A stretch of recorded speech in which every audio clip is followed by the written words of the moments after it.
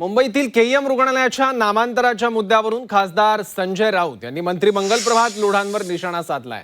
KEM रुग्णालय लोढांनी बांधलं नाही, त्यांनी स्वतःच्या टॉवरची नावं बदलावी असा सल्ला राऊतांनी दिलाय।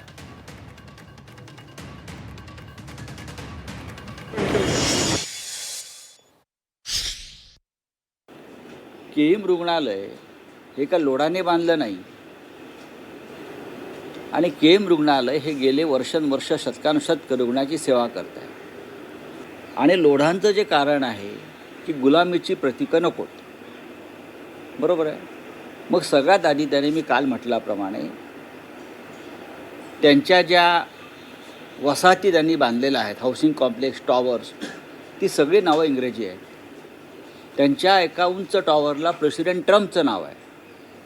सगळ्यात आधी त्यांनी प्रेसिडेंट ट्रम्पचं नाव आपल्या टॉवरवरून काढलं पाहिजे आणि त्या टॉवरला छत्रपती शिवाजी महाराजांचं नाव दिलं पाहिजे। श्रेष्ठ एकलव्य अशा पद्धतीचं नामांतर करावं अशी मागणी मंगल प्रभात लोढाजींनी केली। संजय राऊत, एकलव्यांचं नाव द्यायला तुम्हाला विरोध नेमका काय आहे? ज्या पद्धतीनं इंग्रजांच्या गुलामीच्या खुणा या मुंबईमध्ये आहेत त्या पुसल्या गेल्या पाहिजे, यासाठी मंगल प्रभात लोढाजींनी ही भूमिका मांडली। परंतु काल बघितलं, किशोरी पेडणेकर असतील, उबाटा गटाचे नगरसेवक असतील, यांनी तिथे जाऊन आंदोलन केलं।